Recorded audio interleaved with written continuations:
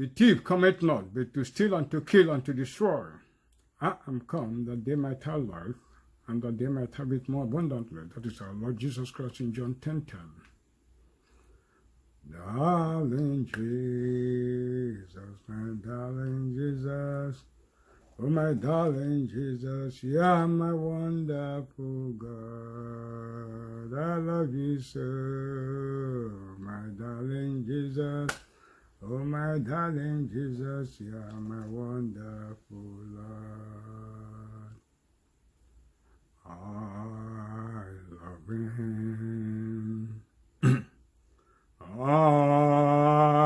love him because he first loved me and purchased my salvation on the Golgotha cross. I welcome you again to another wonderful edition in the name of our Lord Jesus Christ. Like always, my name is Chinya Ezeoko. I am the income writer, the messenger of the message of the carcass that is actually bringing the present truth or present revelation of the things carnal men cannot easily see that is actually happening, especially around the people of God, so that they will not form victim to the antics of the devil. Today promised to be another wonderful edition. If the people of the world can actually have patience and endure to listen to this program till the end. This is still in the series that we started with dangers of being a Nigerian. That particular edition have entered into part 3, even though the forces of darkness have continued to attack all these messages and make it impossible for them to come to the public because of the deliverance potencies that are contained in these messages. This time around, we are entering the second part, dangers of being a Nigerian. The implication to the Igbo Biafrans. And I entitled it, Dangers of Being a Nigerian, the implication to the Igbo Biafrans and the way forward for the final restoration of the Republic of Biafra. Because I've always told you, I am the angel of destruction of Nigeria. No other person, any other group that are claiming that they are restoring Biafra, they are wasting their time. They don't know what Biafra is all about. Biafra is not about Igbos. We are not teaching priests in the house of God. We are the fans of the lost army. We are the fans of war of the lost army. We are the lost warrior. I am the angel that is responsible for the total destruction of Nigeria. To herald the glorious Republic of Biafra. I have to secure it before the soon coming of our Lord Jesus Christ. So no matter what they do, there is no power on this earth that can stop me from achieving my purpose. Of course, angels don't fail in the assignment. If I die, I rise again. So that is the nature of the thing. So I told you, for you to know that I am speaking the truth. Today's date is the first day of December 2019. Actually, this is going to be the most explosive and the most catastrophic December Nigeria will celebrate since the birth of Nigeria. And this Christmas, this particular December, is going to be a catastrophic overthrowing of the negative forces. In the first part of the edition, I told you that by 2020, Biafra is already restored. But the bridgehead will be secured. And the bridgehead will be secured before the end of this year. And it is going to be in this month that it will become clear to every person that actually I am speaking the truth. Forget about those who are claiming glory, like IPOP that are claiming glory. They don't know anything about Biafra. They claim they have worked 80% in the restoration of Biafra. They have worked not even 1% because they don't know what Biafra is all about. They are just preaching the gospel. Whether they like it or not, they still don't believe in Jesus Christ. But they are still preaching the gospel of the kingdom. That is what they are doing. So they don't, 1% they have not achieved. But they are going to see how the Lord Jesus Christ, through me, will restore Biafra. And I promise people, before the end of this particular month we are in, December, the bridgehead of Biafra will be secured by my timetable of the work that I'm doing. You see, when a great leader have done the job, the people will claim, yes, they are doing it. The issue of Biafran restoration is a war that has been fought in very secret places. The debris of the blow that is being hammered upon negative forces that are falling from up where this fight originated. The debris is what IPOP are claiming as their own glory. I told you there's no God in heaven called Chukwu Okabiama, and I'm going to start to prove it that there's no God in heaven called Chukwu Okabiama. If there's a God that is called Chukwu Okabiama, that God would have revealed the position of the present truth to them. I'm going to tell them they don't even know what have encircled them. So without taking much of your time, I'm going to go into today's message. Because this December is going to be the most dangerous December Nigeria will ever experience. And this December, this particular December, will be the last December, the last Christmas Nigeria will celebrate as a united nation. 2020 Christmas, there will be a post-Biafra celebration of Christmas in Biafra land. Go and mark it. For you to know that actually I'm sent by God, and for you to know that actually Jesus is the one doing the job. Jesus is the one doing the job and nobody else. So we are going to see the most explosive revelation that has ever occurred since this world began. So the whole world should pay attention to this particular present revelative message that is coming today. And I cover this message with the blood of Jesus. I cover this message with the presence of our Lord Jesus Christ, that no power of darkness will hinder this message from going out to the people that it was meant for, in the name of our Lord Jesus Christ.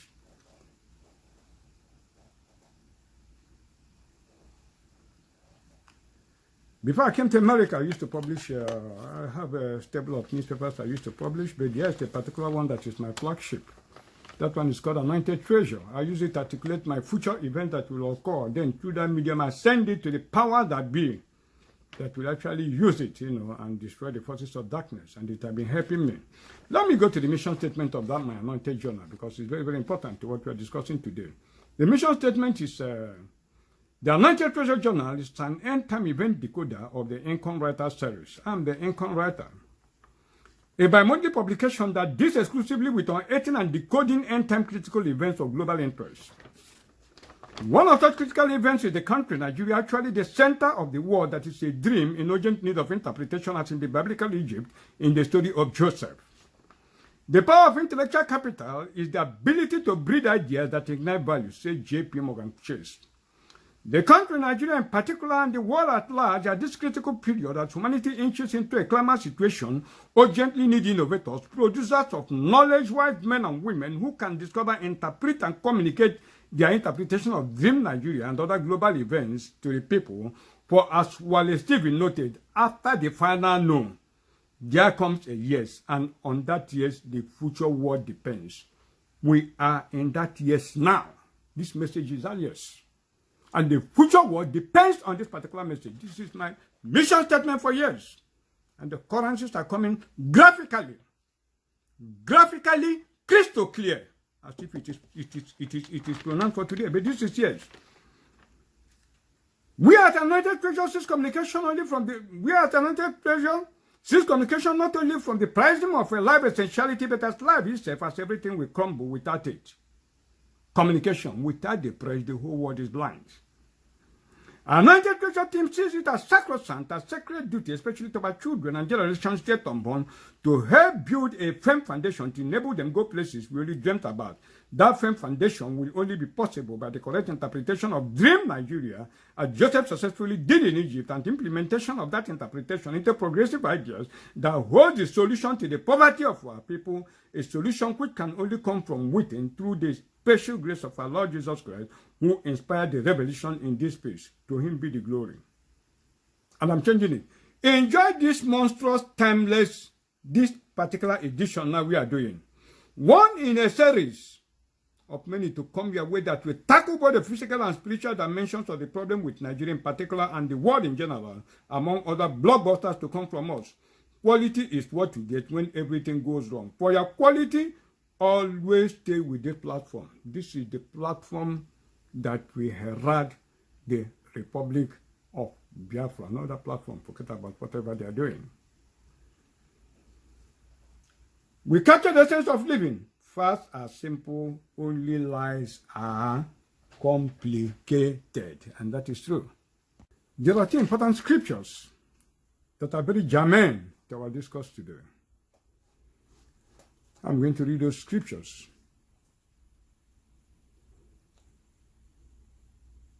And in those scriptures, the world will see that this message that I'm going to deliver today, since this war began, there has been nothing like this message. The timeline for the restoration of Biafra to the Biafrans, whether you believe in Biafra or you don't believe in Biafra, but to the Biafrans is from now till January, the end of January, 31st of January. Whether you like it or not, that is the timeline for Biafrans to extricate themselves from Nigeria. There is going to be a rolling stone of fire, a critical rolling stone, critical mass of fire that will crush millions. Whether you believe in Biafra, you don't believe, whether you agree, you want to follow or you don't want to follow, that is your business. Because at the end of this message, you will realize you have only two options. Either you confront the status quo, fight it out. The remnants will replenish again and continue your generation. Or you stand like a tree and all of you are killed. And you die a very shameful death. And that is what we have entered right from today, that is first today. You are going to see mass killings everywhere, millions, because the others have already been sent out. And we are going to see the forces that are behind this particular thing. I told you in an earlier edition that the Vatican is the office of Lucifer.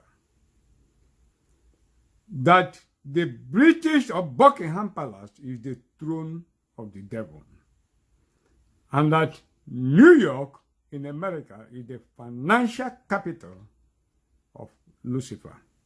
While Nigeria is the spiritual headquarters of Satan. It started with the series that I have seen God and that I have seen Satan. And that contrary to what assumptions that have been, delusions that have been spread all along, that Jesus, contrary to those delusionary or contrary to those false information that we are sent out, Jesus is not white. Jesus is a yellow Igbo man. And that the devil is an European. The devil is a white man. I've told you. I told you Bakassi Peninsula is the Garden of Eden. People should go back to my past messages, because if you don't know the locations of all these things, you won't understand what exactly is going on. So there are two important scriptures that I have to read. And this message, whether I like anywhere you are in this world, you're involved in this particular thing we are discussing. Because what is going to happen in Nigeria has a very disastrous effect on every man, every human being that is on this earth. So this is not a message, you know, what the message is, you come here and you use it to play and all that. You play with it, that is a business. You look at me, you insult me, that is not the thing. Stop looking at the messenger. Look at the essence of the message that is being delivered. And you are going to see how you are all gone. Let me just read the scripture. The scripture is, let me go to Genesis, Genesis 41. Let me just read from verse 14 to 24. Genesis 41, 14 to 24. Then Pharaoh sent and called Joseph, and they brought him. I didn't even know I will have a relationship with Joseph when I use him in my interpretation in my flagship many years ago. Then look at it. Then Pharaoh sent and called Joseph, and they brought him hardly out of the dungeon, and he shaved himself and changed his raiment and came unto Pharaoh. And Pharaoh said unto Joseph, I have dreamed a dream, and there is none that can interpret it. And I have heard say of thee that thou canst understand a dream to interpret it. And Joseph answered Pharaoh, saying, it is not in me. God shall give Pharaoh an answer of peace. And Pharaoh said unto Joseph, and it is very, very important, because that is what is happening in Nigeria today. That is what the international gangsters that call themselves civilized nations, this is what they have engineered for Nigeria. This is what is playing out. And Joseph answered Pharaoh, saying, okay. And Pharaoh said unto Joseph, in my dream, behold, I stood upon the bank of the river, and behold, there came out of the river 7 kine. 7 kine is like 7 cattle, fat flesh, and well favored, and they fed in a meadow. And behold, 7 other kine came up after them, poor and very ill-favored, and lean flesh, such as I never saw in all the land of Egypt for badness. And the lean and the ill-favored kine did eat up the first 7 fat kine. Ha! And when they had eaten them up, it could not be known that they had eaten them. But they were still ill-favored as at the beginning, so I awoke.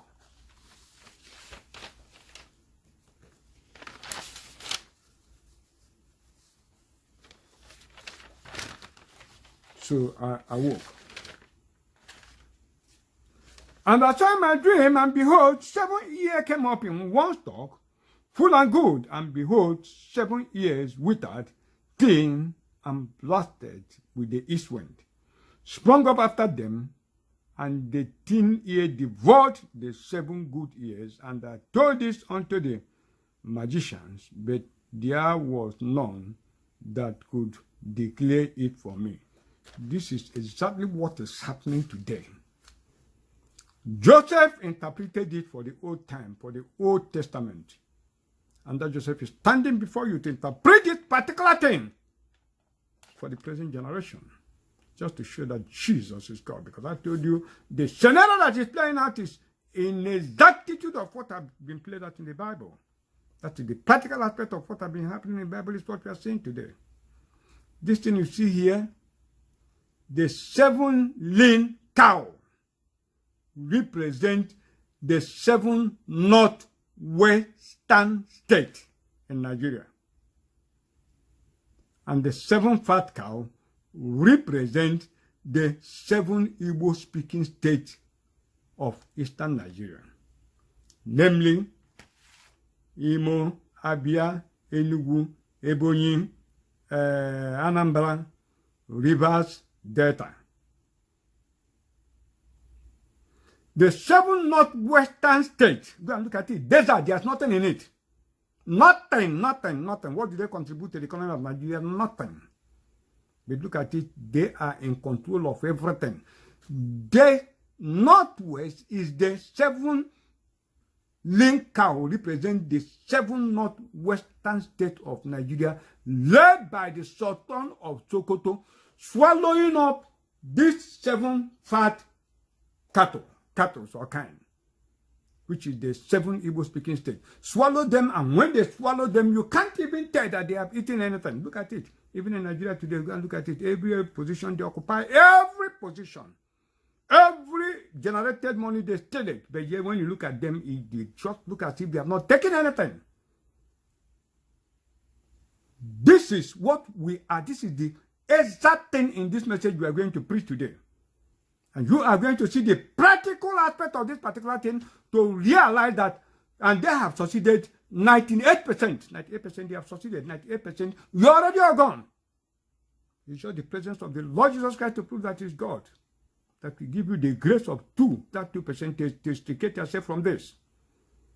And the message we are going to read that is in conformity to what we are preaching today is Daniel, the book of Daniel, chapter 5. Let me bring it. Let me just rush it and read it. It's not like I'm reading Bible to you. The Bible I'm reading is very, very important because we don't read it. You can't understand what exactly we are talking. Chapter 5 is what? The handwriting on the wall. Chapter 5. Belshazzar the king made a great feast to 1,000 of his lords and drank wine before the thousands. Belshazzar, while he tasted the wine, commanded to bring the golden and silver vessels which his father Nebuchadnezzar had taken out of the temple which was in Jerusalem, that the king and his princes, his wife and his concubines might drink therein. Then they brought the golden vessels that were taken out of the temple of the house of God, which was at Jerusalem, and the king and his princes, his wives and his concubines drank in them. They drank wine and praised the gods of gold and of silver, of brass, of iron, of wood, and of stone. In the same hour came 4 fingers of a man's hand and wrote over again the candlestick upon the plaster of the wall of the king's palace, and the king saw the part of the hand that wrote. Then the king's countenance was changed, and his thoughts troubled him, so that the joints of his limbs were loose, and his knees smote one against another. The king cried aloud to bring in the astrologers, the Chaldeans, and the soothsayers, and the king spake and said unto the wise men of Babylon, whosoever shall read this writing and show me the interpretation thereof shall be clothed with scarlet, and have a chain of gold about his neck, and shall be the third ruler in the kingdom. Then came in all the king's wise men, but they could not read the writing, nor make known to the king the interpretation thereof. Then was King Belshazzar greatly troubled, and his countenance was changing, him and his lords were astonished. Now the queen, by reason of the words of the king and his lords, came into the banquet house, and the queen spake and said, O king, live forever. Let not thy thoughts trouble thee, nor let thy countenance be changed. There is a man in thy kingdom, in whom is the spirit of the Holy Ghost, and the death of thy father, light and understanding and wisdom, like the wisdom of the gods, was found in him, whom the king Nebuchadnezzar, thy father, the king, I say, thy father, made master of the magicians, astrologers, Chaldeans, and soothsayers. For as much as an excellent spirit and knowledge and understanding, interpreting of dreams and showing of hard sentences and dissolving of doubts were found in the same Daniel, whom the king named Belshazzar. Now let Daniel be called, and he will show the interpretation. Then was Daniel brought in before the king, and the king spake and said unto Daniel, Art thou that Daniel, which art of the children of the captivity of Judah, whom the king my father brought out of Jewry? I have even heard of thee, that the spirit of the gods is in thee, and that light and understanding and excellent wisdom is found in thee. And now the wise men, the astrologers, have been brought in before me, that they should read this writing and make known unto me the interpretation therefore, but they could not show the interpretation of the thing. And I have heard of thee, that thou canst make interpretations and dissolve doubts. Now if thou canst read the writing and make known to me the interpretation thereof, thou shalt be clothed with scarlet, and have chain of gold about thy neck, and shall be the third ruler in the kingdom. Then Daniel answered and said before the king, Let thy gifts be to thyself, and give thy reward to another. Yet I will read the writing unto the king, and make known to him the interpretation. O thy king, the Most High God gave Nebuchadnezzar thy father a kingdom and majesty and glory and honor. And for the majesty that he gave him, all people, nations, and languages trembled and feared before him. Whom he would he slew, and whom he would he kept alive, and whom he would he set up, and whom he would he put down. But when his heart was lifted up, and his mind hardened in pride, he was deposed from his kingly throne, and they took his glory from him. And he was driven from the sons of men, and his heart was made like the beast, and his dwelling was with the white asses. They fed him with grass. Like oxen, and his body was wet with the dew of heaven, till he knew that the Most High God ruled the kingdom of men, and that he appointed over whomever he will. And thou, his son, O Belshazzar, hast not humbled thy heart, Thou that knowest all this, but hath lifted up thine against the Lord of heaven, and they have brought the vessels of his before thee, and thou and thy Lord, thy wife and thy concubines have drunken wine in them, and thou hast praised the God of silver, gold, and of brass, iron, wood, and stone, which see not, nor hear, nor know, and the God in whose hand thy breath is, and whose are all thy ways, hast thou not glorified. Then was the part of the hand sent from him, and this writing was written, and this is the writing that was written. Mene, mene, tekel frasin. This is the interpretation of the thing. Mene, mene, God has numbered the kingdom and finished it. Tekel, thou art weighed in the balances and thou found wanting. This is Nigeria. Thou art weighed in the balance. Thou art weighed in the balances and are found wanting. Paris. That kingdom, Nigeria, is divided and given to the Biafrans and to the Middle Belters. Then commanded Belshazzar, and they clothed Daniel with scarlet and put a chain of gold about his neck and made a proclamation concerning him that he should be the third ruler in the kingdom. In that night was Belshazzar, the king of the Chaldeans, slain. This night Nigeria is destroyed forever and ever in the name of Jesus. And Darius the Median took the kingdom, being about 3 scores and 2 years old. That is the end. This scripture is fulfilled today in the name of our Lord Jesus Christ. I dedicate this monstrous edition to, and that reminds me, 2 days ago, that was the day before yesterday, on Friday, it was called the Black Friday or something like that. I have to make some research, on the real history of the Black Friday. And this is by Sarah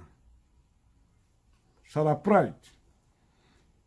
He said the retail bonanza known as Black Friday is now an integral part of many Thanksgiving celebrations, but this holiday tradition has darker roots than you might imagine.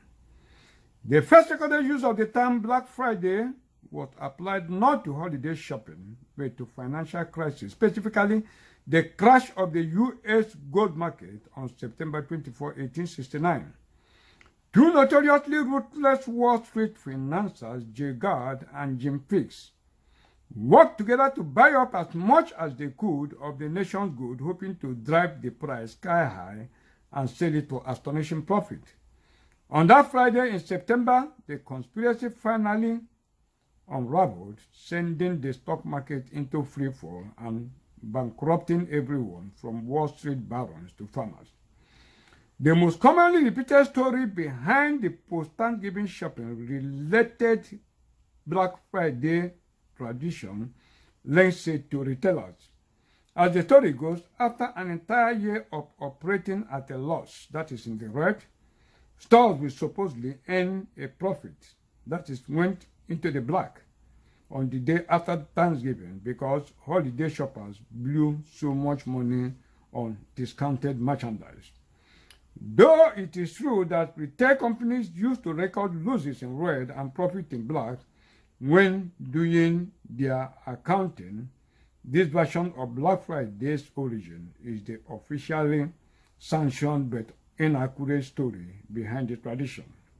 In recent years, another myth has surfaced that gives a particular ugly twist to the tradition, claiming that back in the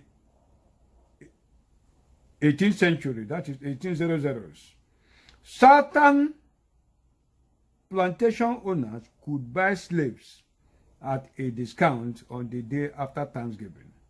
Though this version of Black Friday route has understandably led some to call for a boycott of the retail holiday, it has no basis. In fact, whether it has basis or no basis, I am dedicating this edition to all the victims of slavery, both in the past, to the spirit of our ancestors, even those who died during slave trade. And this edition is a chain-breaking edition. This is an edition that will give rise to the civilization of the black man. Every enslaved people all over the world, their chain is cut and cut forever. They can no longer be chained again forever in the name of Jesus. And it shall be so. I dedicate this to all the slaves, all the descendants of all of us are slaves. Anyway, our bondage shall be broken, especially to my brothers and sisters in the United States of America. Our black brethren, we love you so much. Kanye West, now a rapper for God. I dedicate this to you, and the Lord Jesus Christ will see you through as you continue.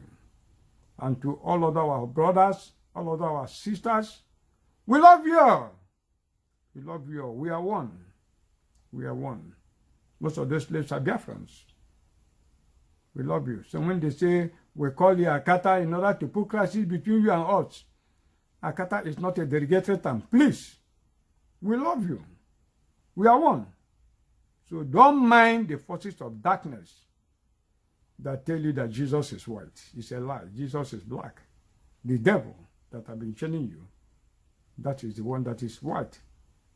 Jesus is black. The devil is white. Okay? And you have a role to play in the events that are going on in Nigeria, whether you like it or not. You are that cornerstone that is very critical for this mass movement for the final restoration of the Biafran Republic. Because that is your home. You will all come back home and will form a very big country, okay? Why did slavery stop? People always claim that is a white man disposition, Christian nobility. That is a lie. Before I enter into the main message of today, there was a letter I wrote to the Senate in the year 2000. Let me just give you a little bit of this letter to show you how slavery ended.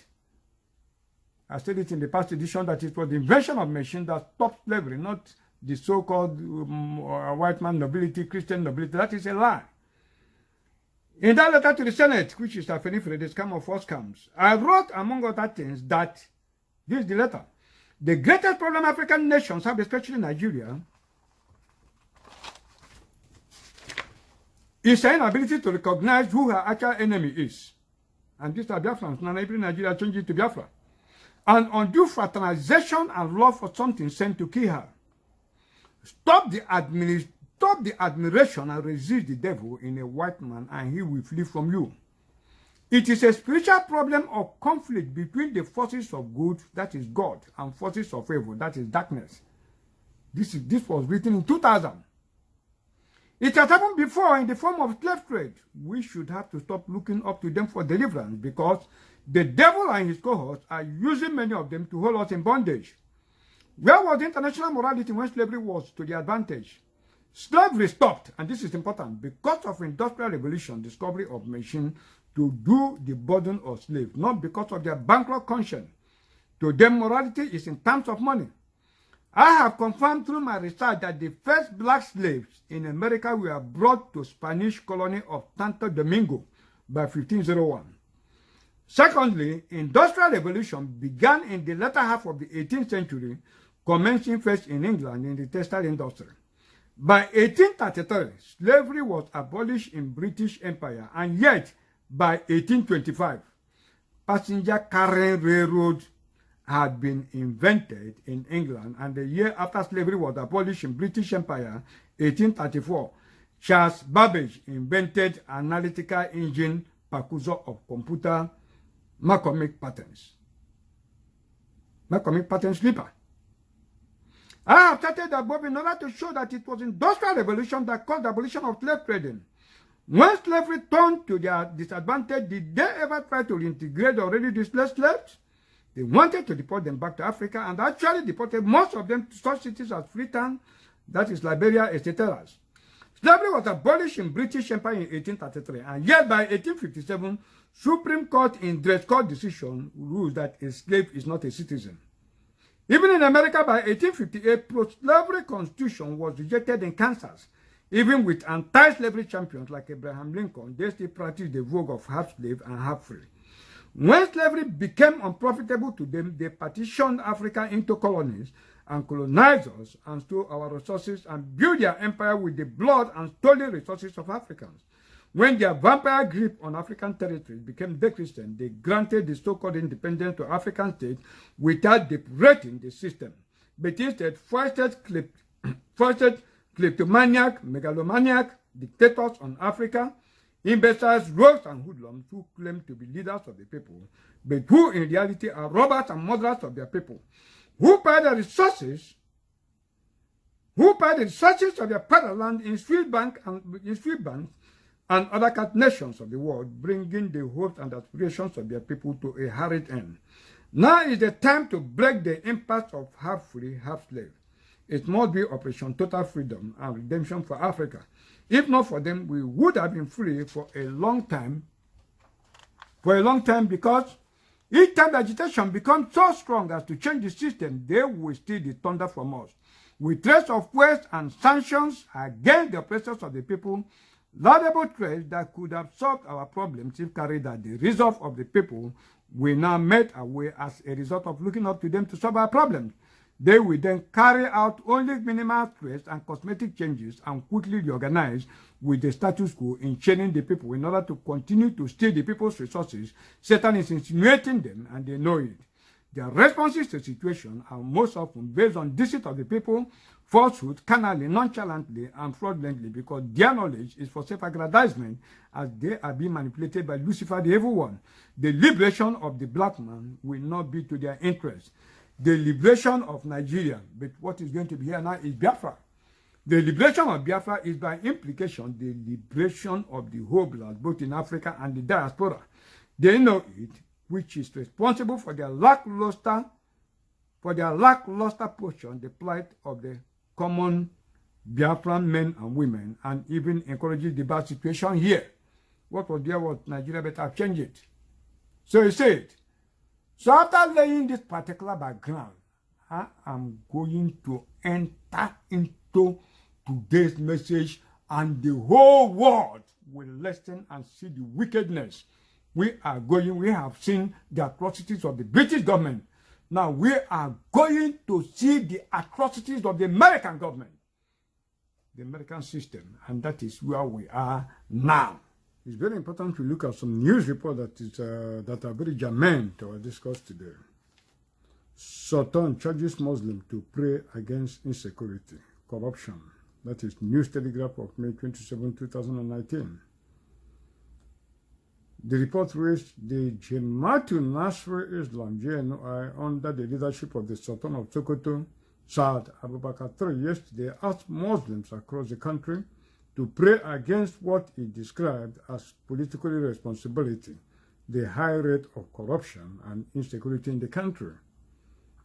JNI also reminded Muslims not to forget to pray for the country over the increasing spate of killings, kidnapping, and robbery that had bedeviled the country in the recent past. A statement made available to newsmen in Kaduna yesterday noted that the only way the country will come out of their challenges is for them, Muslims, to pray for God's intervention in the affairs of the country.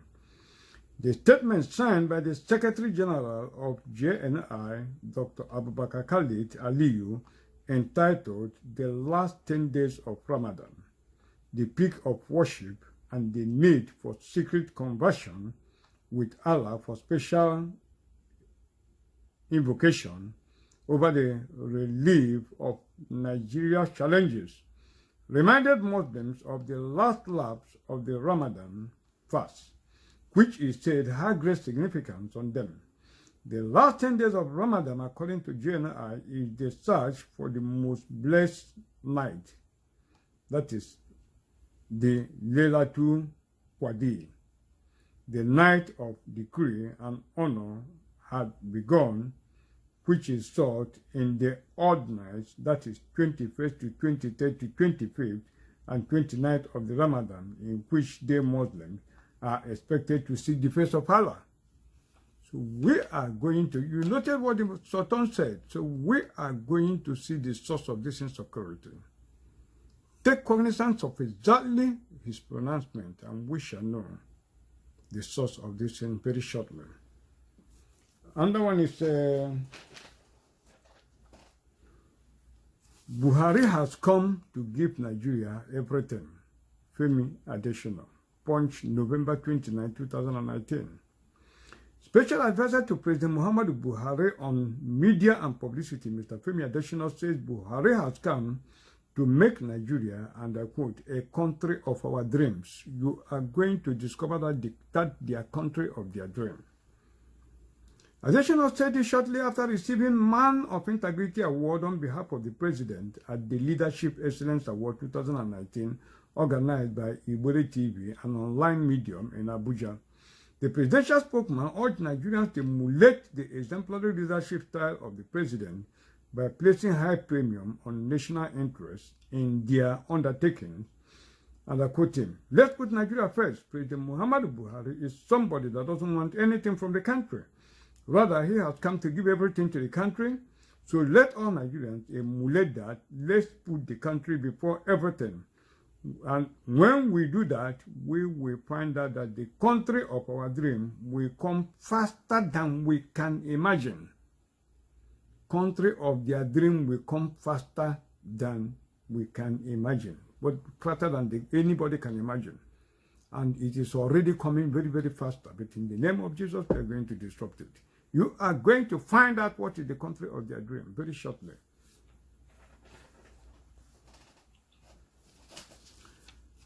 Nigeria feeling under the leadership of invisible group, cleric. That is of Vanguard, November 24, 2019. And that's exactly what is happening.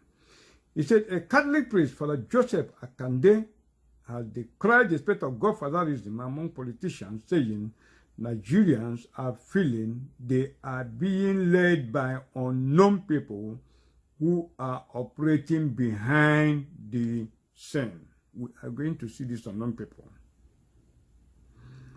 And I quote him, "We are now living in a ghost country.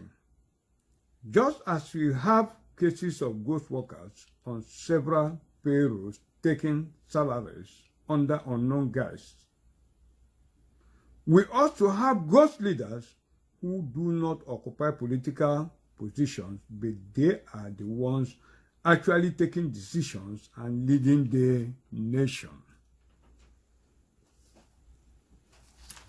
Then finally, let's look at this Fulanis, for instance, before we go into the main discourse, because what we are going to discuss is very, very deep. So these backgrounds are very necessary.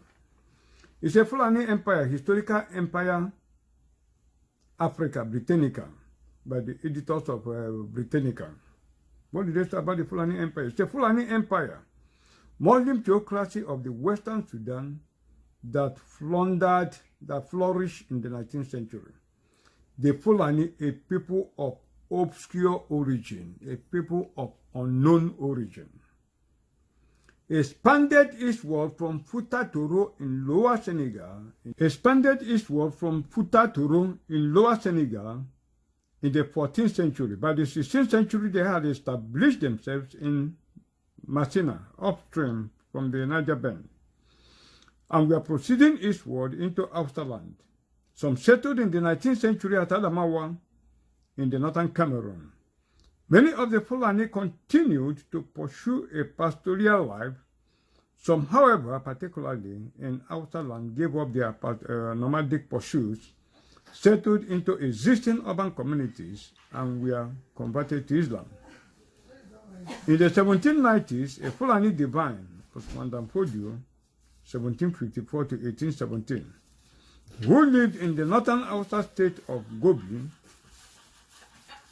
northeast of Sokoto, quarreled with its rulers, accusing the outer kings of being little less than pagans.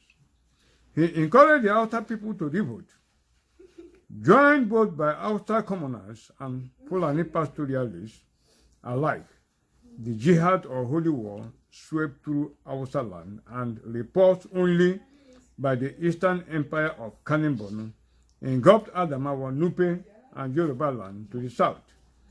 After the invasion by the Fulani of the northern provinces of the Oyo, the Emirate of Ilorin to the northeast became the base from which Islam was to spread among the Yoruba.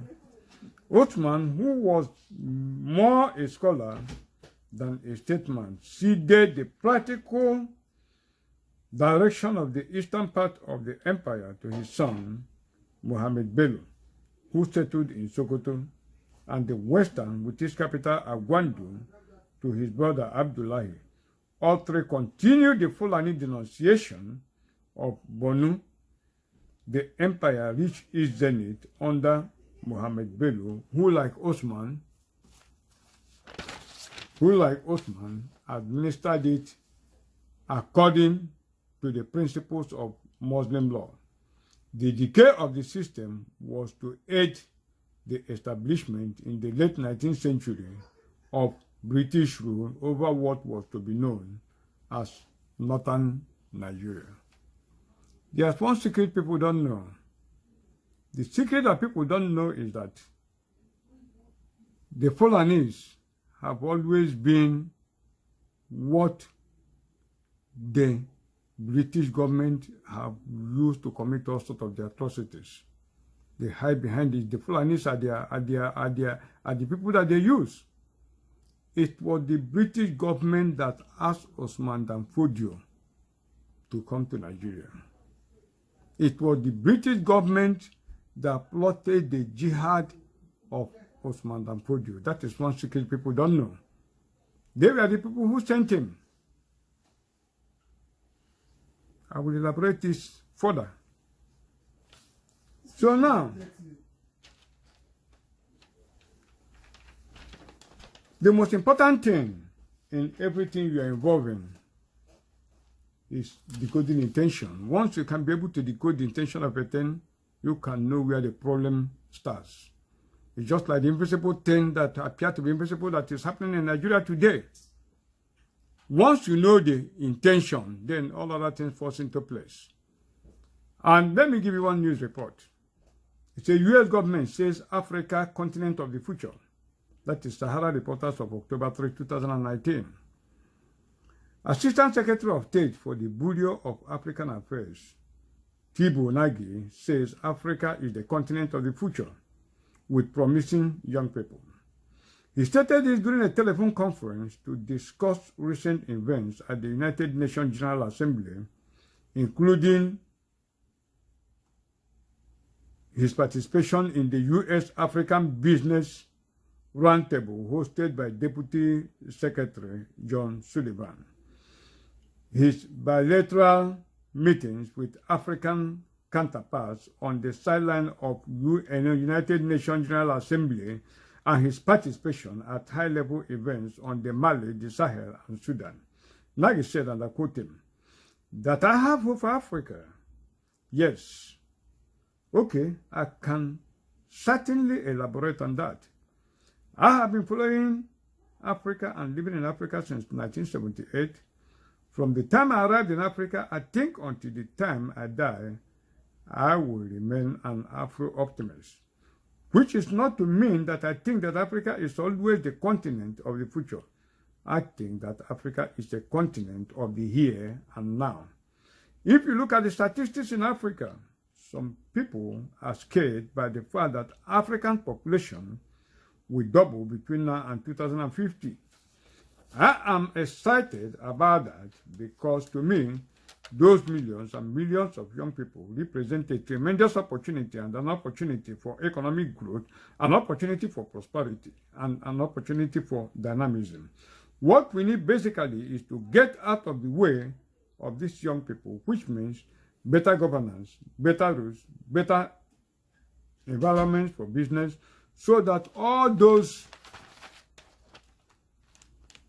businesses around the world that want to invest in Africa will come in and invest in Africa and create jobs for all of these millions of young people, because they want, as I have said, exactly the same thing that young people in America, China, India, Europe want, which is to have a chance at moving up the economic ladder, a chance to provide for their families, and a chance at the good life which modern technology offers.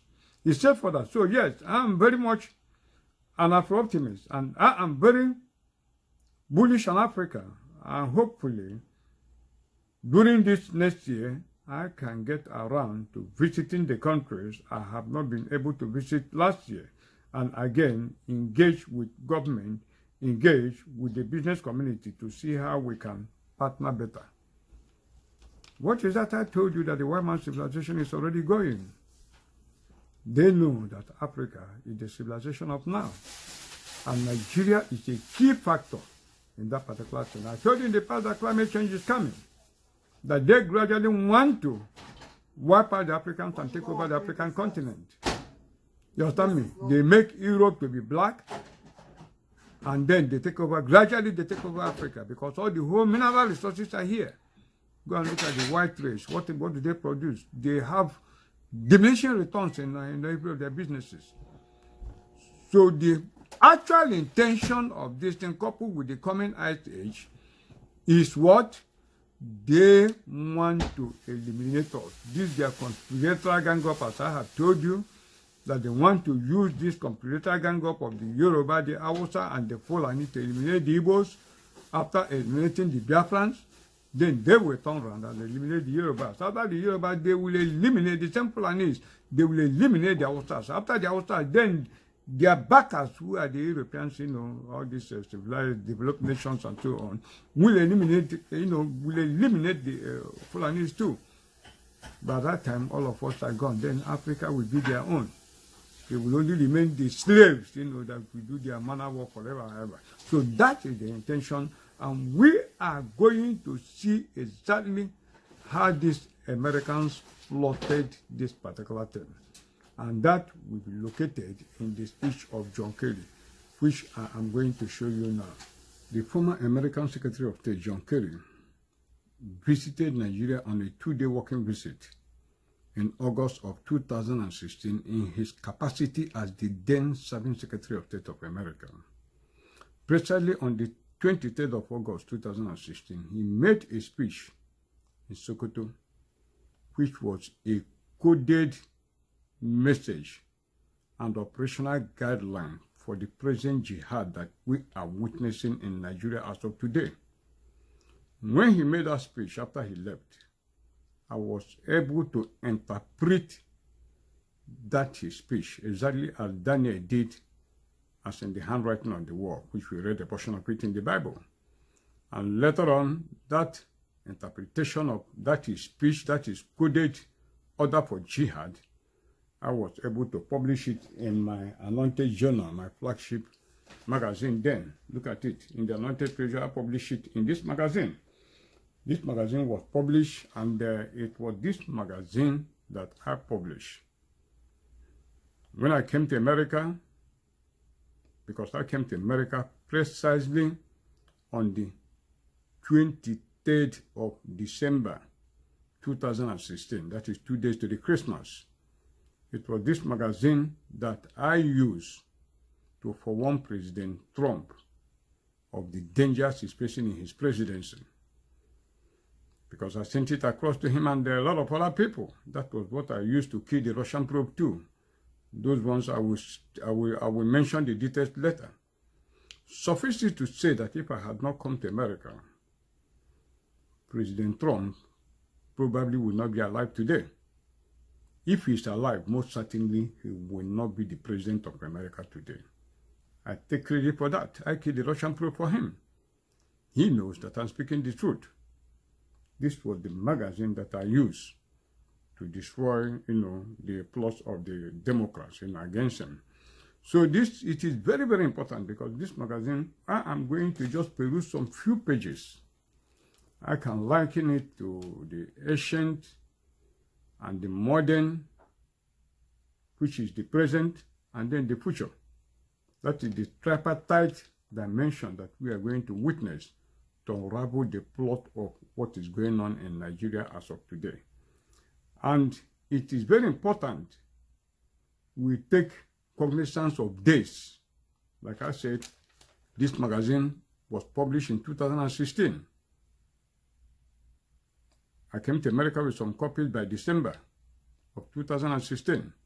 So we are going to reflect on what the interpretation I gave of John Kerry's speech to the present realities of the things that are happening today, with the implication for the future. So straight on, I will go into the interpretation of John Kerry's speech. Let me just bring some pages that we peruse, not all, because there's nothing that is not contained in it. So straight away, I go into it. And these are legal international documents. That is why your people have to follow me gradually and just be patient so that you can understand exactly what is going on when you understand the background. So this is it. The speech was entitled Importance of Resilient Communities and Religious Tolerance in Countering Violent Extremism. Importance of Resilient Communities and Religious Tolerance in Countering Violent Extremism, delivered by U.S. Secretary of State John Kerry in Sokoto on August 23rd of August 2016. I'm going straight away into the interpretation, and I'm going to read it exactly as I publish it. So you have to endure with me. Sometimes it may still reflect the former American Secretary of State as if he's currently serving. Sometimes it may address the President of America as Obama. You have to bear, because I will read it exactly as I wrote it then, so that people can clearly understand the precise nature of the documents that I'm reading, so that you will understand that actually I'm speaking the truth. It's not as if I made it up today. Now, let me start. It is no longer news that the American Secretary of State John Kerry officially visited Nigeria on a 2-day working visit between August 23 to August 24, 2016. According to a statement by the USA Department through its spokesperson, John Kirby, before the visit, and I quote, "The Secretary of State will travel to Sokoto and Abuja, Nigeria from the 23rd to the 24th of August. There he will meet with President Buhari to discuss counter-terrorism efforts, the Nigerian economy, the fight against corruption, and human rights issues. In Sokoto, the Secretary will deliver a speech on the importance of resilient communities and religious tolerance in countering violent extremism. And while he's in Abuja, he will meet with a group of adolescent girls who are working to change community perception that devalue the role of girls in society. He will also have a chance to meet with northern governors and religious leaders." End of quote. Now, true to the official statement on the itinerary of the visiting American Secretary of State, he held his first meeting on arrival in Nigeria with the Sultan of Sokoto, Alhaji Sa'ad Abubakar III, the supreme leader of the Fulani Caliphate and the spiritual leader of the Islamic sect. Afterwards, he held another meeting with Muslim religious leaders, private meeting with governors of some northern states, namely Amin Waziri Tambuwal of Sokoto State, Abdul Fattah Ahmed, Kwara State, Kashim Shettima, Borno State, and Mohammed Abubakar of Bauchi State, after meeting with the president. He held another meeting with the 19 governors of the north, out of which only 3 were Christians. He finally held a private meeting with President Muhammadu Buhari in Asorok Villa, where journalists were barred from monitoring proceedings of the meeting and did not bother to entertain questions on the actual motive of his visit, as journalists were confined to the room of the council chamber. Now, subheading, Genocide Rekindled, Preparing the Ground for Jihad. That is the heading I gave to this one. The fact of a United States Secretary of State officially visiting a heterogeneous country like Nigeria and holding secret meetings exclusively with Islamic leaders in the north and the Muslim northern president of Nigeria in a country where Christians are incessantly butchered like animals, mostly by extremist fanatical Muslim groups, is nothing short of an act of war, provocation, and genocide rekindled in Nigeria officially and intentionally ignited by the United States government. This is exactly what Mr. John Kerry came to Nigeria to do, and nothing more. All those bad dash of letter visits and conversation with the science, technology, engineering, and mathematics gears, and so on and so forth, and other long speeches and maneuvers were nothing but to cover his dear motive to Nigeria, which is to deliver the coded speech on the importance of resilient communities and religious tolerance in countering violent extremism. That was a call for jihad against the Christians of Nigeria, especially against the people of the old eastern Nigeria. It is the same coded message as contained in the U.S. terror alerts for Nigeria, written by the same people, operational direct orders to their various laundered hidden terrorists and assassins who had been informed earlier to look out for the speech to get their operational command, which was why it was given prominence in the itinerary of the U.S. Secretary of State in Nigeria. Now let us evaluate the background and the foundation the United States government under Barack Obama laid before even John Kerry became U.S. Secretary of State to understand the purpose and intent of his visit. Very important people follow. This background is very necessary. In May 2010, during the tenure of former President Goodluck Jonathan administration, U.S. envoy Jacob Lee came to Nigeria on a comprehensive tour of northern Nigeria where he met with various Muslim leaders in the north. Of course, like the visit of U.S. Secretary of State John Kerry, he never met with any Christian organization throughout his visit then in Nigeria. He met with the then President Goodluck Jonathan and other senior members of the Nigerian parliament. He was also in Kano State, where he reviewed the U.S. Health and Food Security Program.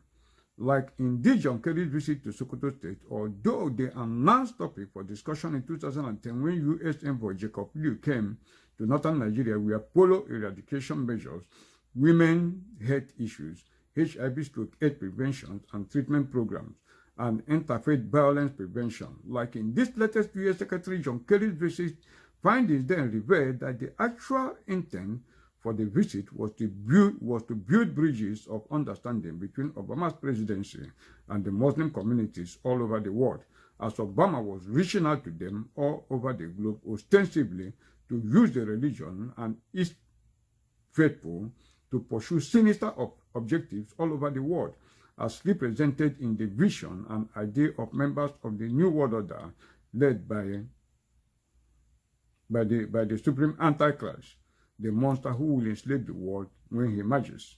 In late April of 2010, the Obama administration organized a two-day summit on entrepreneurship to promote business ties with the Muslim world, where Obama disclosed that, and I quote, "Our distinguished science envoys have been visiting several of our countries, exploring ways to increase collaboration on science and technology.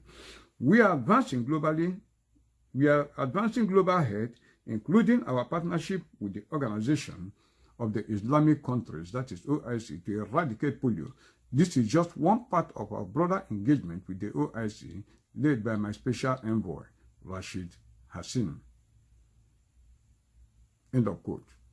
Entrepreneurs, investors, academics, and others from nations as diverse as Afghanistan, Kyrgyzstan, Kuwait, and Israel convened at the summit, where senior officials of the administration, including the former U.S. Secretary of State Hillary Clinton, gave keynote speeches.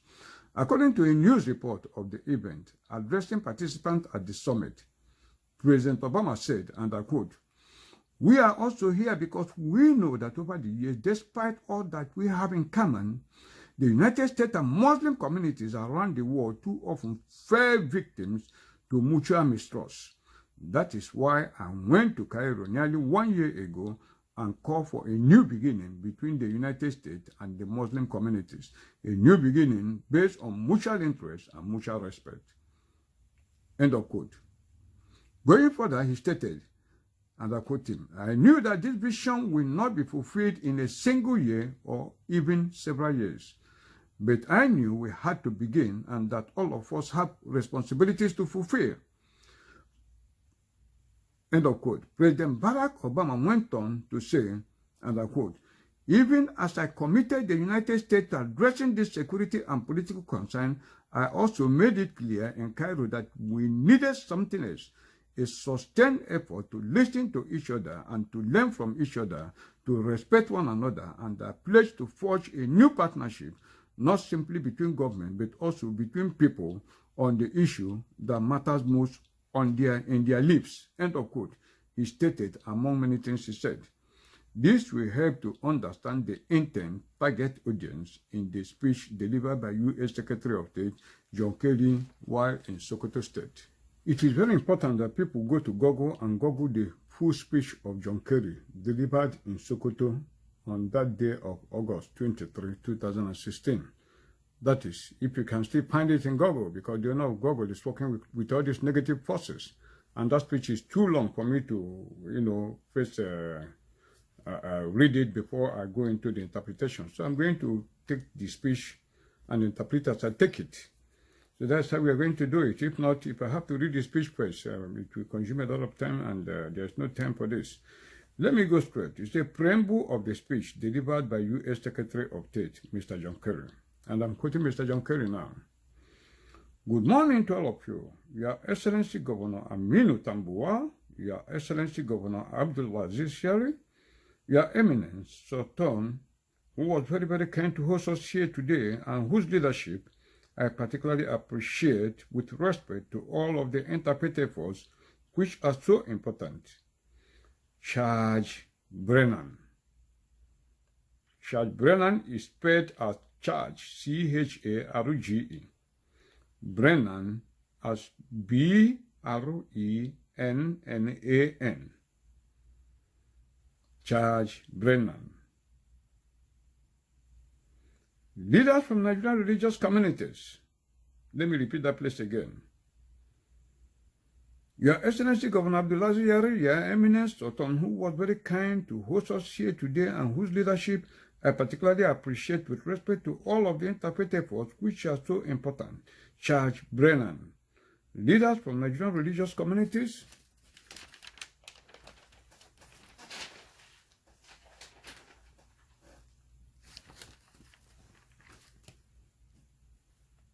Teachers and students, thank you very much for being here. You honor me by being here, and it is my privilege to be the first Secretary of State in history to come to Sokoto. I'm much honored to be here, and I want to thank Mariam for that very kind introduction and for the good work that she is doing in her community to promote social entrepreneurship and youth education and women's health. End of quote. Then let me interpret that one.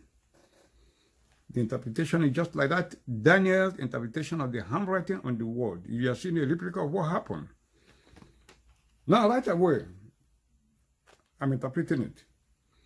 Secretary Kerry's preamble is expressive enough about the target audience, which are the Muslim communities, the political leaders, the religious leaders, and most especially the Muslim youth, students, and teachers. Also, they are already deployed Islamic militant fighters in the coming jihad, and their commanders, whom, as I had already mentioned earlier, had been asked to watch out for this message to get their operational order for the jihad directly from their command base at Ground Zero in America, which was why the phrase Charge Brennan was used in the preamble greetings of the U.S. Secretary's speech in Sokoto.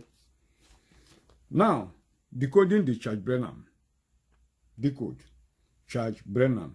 Charge. Merriam-Webster's Collegiate Dictionary, 10th edition, defines charge, that is charge, C-H-A-R-G-E, among other definitions related to it, as persons or things committed to the care of another. Instruction, command. That is how it was defined by the dictionary.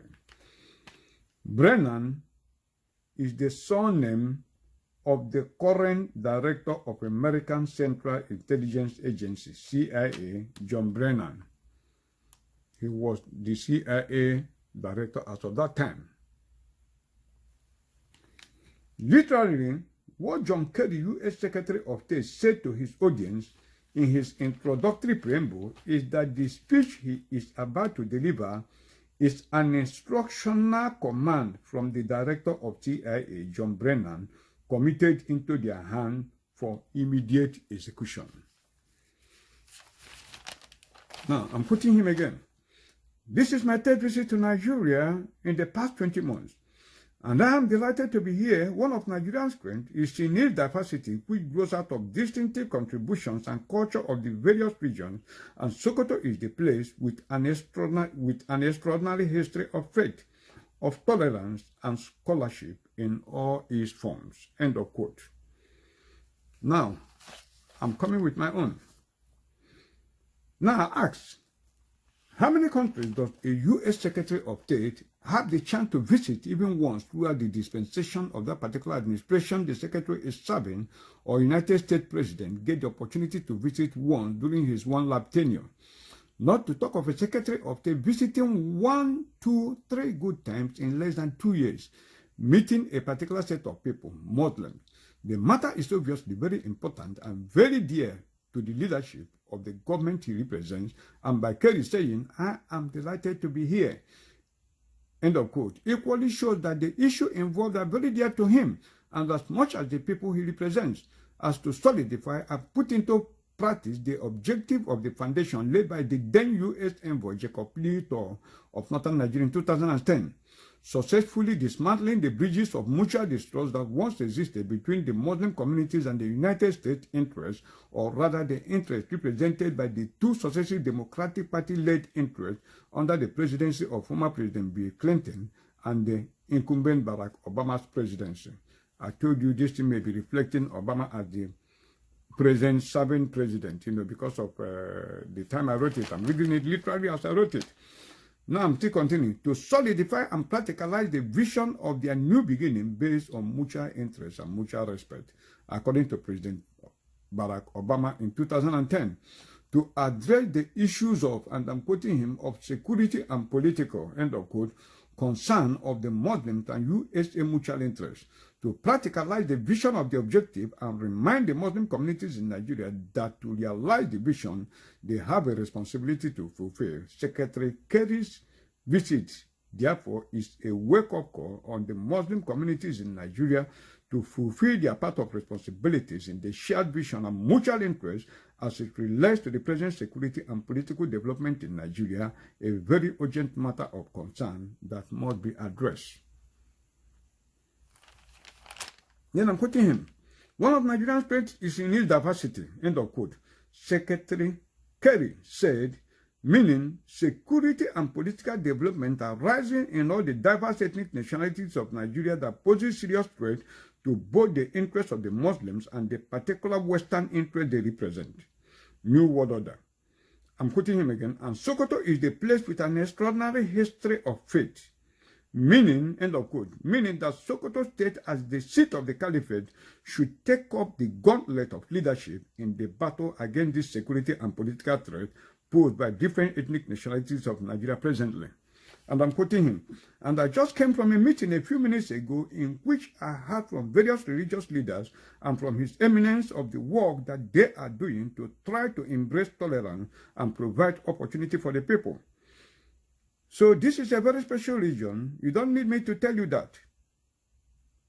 But I want to make sure the world hears how special this region is, and it is special because the teaching of religion and ethics are prioritized right alongside the virtues of reading, writing, math, and science. Many of your former leaders actually started out as school teachers, including, of course, the inspiring Ahmadu Bello. In fact, shortly after he graduated from a teaching college, and years before he founded the university that today bears his name, Ahmadu Bello returned to his birthplace, not far from here, in Rama, in hopes of educating his community. And at that time, there was no school, so he built a thatch hut where he began instructing children in his own family how to read and write. Then he asked his young scribes to teach their friends what they had learned and to keep expanding the circle so that the number of educated citizens would continue to grow. End of quote. Now, I'm translating. Sokoto State is special because the teaching, I'm quoting him, the teaching of religion and ethics are priority. The inspiring Ahmadu Bello. End of quote. Now I'm saying, people should go back into the archive and research on the whole activities and legacies of Ahmadu Bello, pre- and post-independence Nigeria, and the mission of U.S. Secretary John Kelly in Sokoto State with Muslim youth as his targeted audience became crystal clear, expressly defined even in his choice of topic of the speech he delivered. Now, the governor of Sokoto State, Aminu Waziri Tambuwari, stated that the United States Secretary of State, Mr. John Kerry, and I quote, "We step into Sokoto at a time of renewed interest in the ideas and tenets of the pre-colonial Sokoto Caliphate. The world is now bedeviled by violent extremism whose perpetrators claim to be representing Islam," end of quote. Governor Tambuwari wrote in an article preceding Kerry's visit to his state.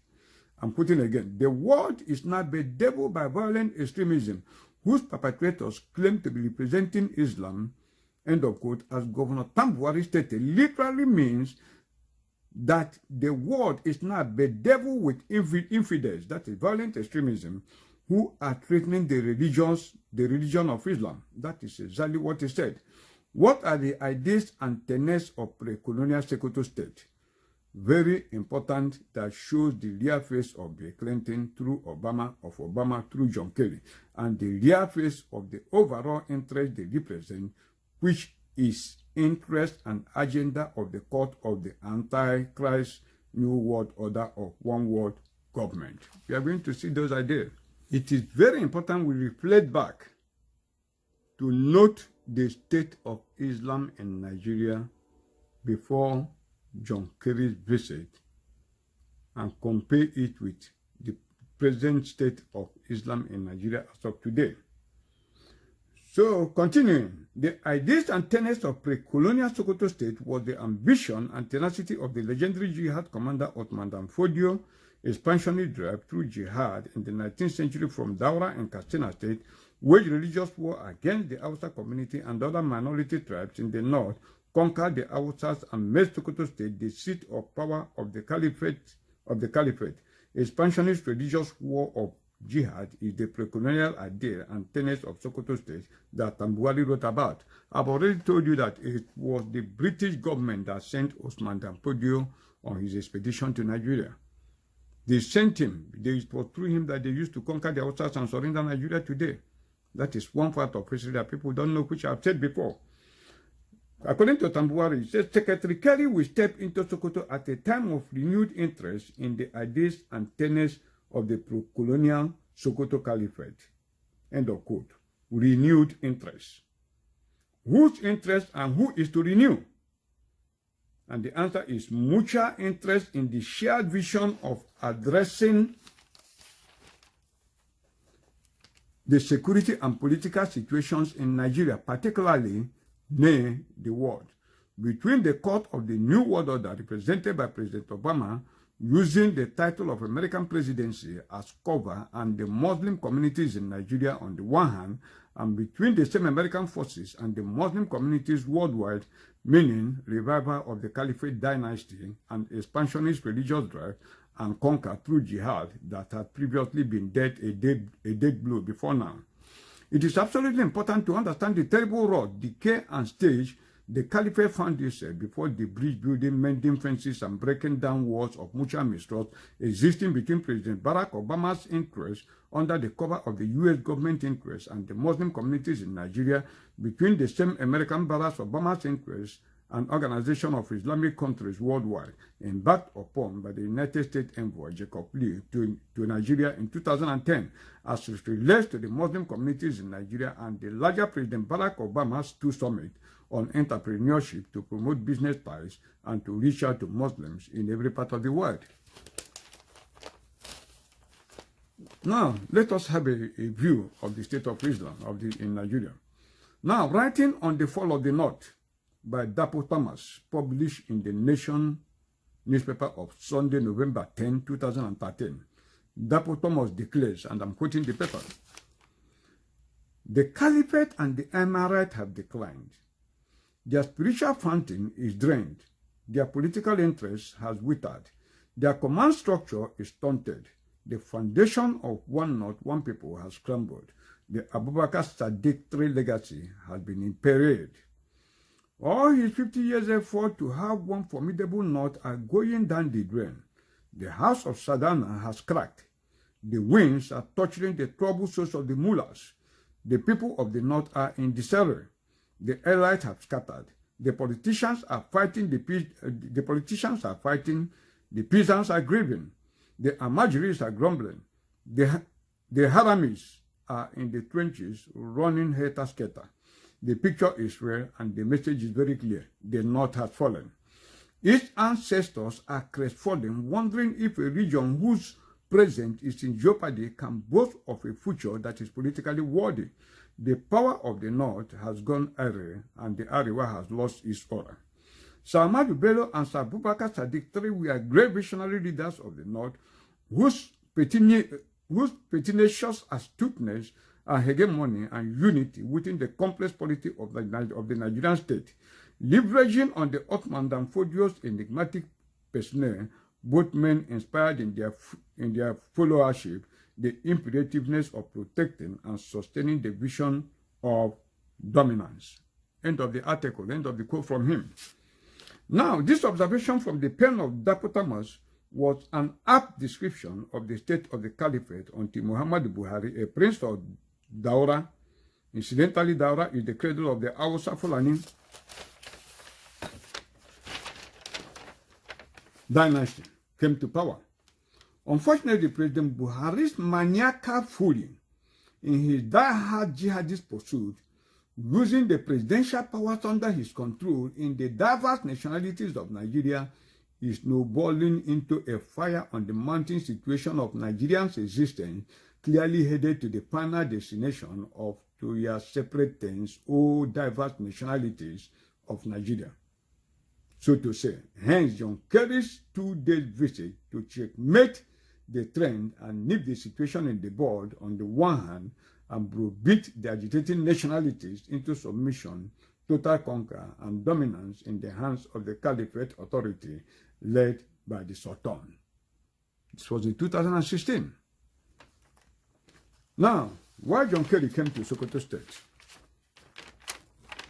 John Kerry's declaration in the stanza of his speech, we want to decode to wit. And I just came from a meeting, including the caption and choice of topic of his speech, importance of resilient communities and religious tolerance encountering violent extremism, clearly betrays his real purpose of coming to Nigeria, particularly Sokoto State. While his predecessor envoy Jacob Lee came under the cover topic of polio eradication in his covert activities in northern Nigeria in 2010, John Kerry came under the subterfuge of Sultan birthday celebration. But the real intent is very expressive in the topic and content of his speech, which literally decoded means radicalizing Muslim faithfuls, especially the northern Muslim youth, to religious extremism against infidels, especially of the former Eastern region and Middle Belt region. He came to raise martyrs for Islam and protectors of the caliphate ideas. Yes, the U.S. Secretary of State John Kerry came to Nigeria on his Sokoto visit to make monsters out of the northern youth, to raise the future generation of the present Boko Haram terrorists. They created the Lion Corps that will be led by the Southerner unfulfilled dream and vision of dipping the Quran into River Niger, if the former Eastern region, River Niger of the former Eastern region, also a call for jihad. In other words, the Lion Corps that will not only win back lost territories, but with the support of the other fighters, conquer the remaining areas of Nigeria yet unconquered by their forebears and enthrone an ironclad Islamic religious war of jihad and conquer. That was what the governor of Sokoto State meant in his speech, referred to earlier, where he stated, and I quote, "The founder of the caliphate made conscious effort during their lifetime to instill justice, peace, good neighborliness, and rule of law among its citizens from its early years until it evolved into a quasi-federal system of MRS with balanced responsibilities. A central function of the caliphate leadership has been to try to mediate conflict and ideally preempt conflict before it undermines the integrity of the state, whose successes was achieved in that direction because the intelligence gathering ability of those saddled with the responsibility of maintaining peace was utilized effectively." End of quote. Which is nothing other than a re-echo of their grandfather's proclamation on October 12, 1960, when Sultan Bello declared in the Parrot interview that, and I quote, "This new nation called Nigeria should be an estate of our great-grandfather, Ottoman Danfodio. We must ruthlessly prevent a change of power. We use the minorities in the north as willing tools and the south as conquered territory and never allow them to rule over us and never allow them to have control over their future. End of quote. The United States of American Secretary of State John Kerry continued in his speech, and he states, among other things, and I'm quoting him, "Many of your former leaders actually started out as school teachers, including, of course, the inspiring Ahmadu Bello. In fact, shortly after he graduated from a teaching college and years before he founded the university that today bears his name, Ahmadu Bello returned to his birthplace not far from here in Rabat in hope of educating his community, and at that time there was no school. So he built a thatch hut where he began instructing children in his own family on how to read and write. Then he asked his young scribes to teach their friends what they had learned and to keep expanding the circle so that the number of educated citizens will continue to grow. That kind of commitment has made a huge difference in Nigeria. And I expect that Ahmadu Bello would be proud that in the country today, school attendance, literacy, and graduating rates are higher than ever before. But he wouldn't be satisfied, and you know that, because even late in his career, he declared a war on ignorance.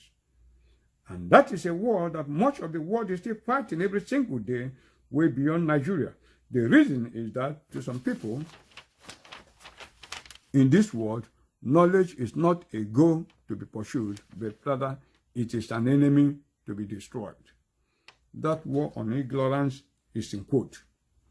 It is very important to note that the phrase he declared war on ignorance was superimposed as a quote within a quote with a double-digit stroke quote mark put in place, giving it a special emphasis because it is the signal code and the object of the visit. After the long wandering about in his speech to cover the bombshell he had earlier released, he made a detour and recourse to the target of the earlier declared war that is not against ignorance, as the text of the speech read, but on the actual enemy. And that enemy is, we are going to decode that enemy.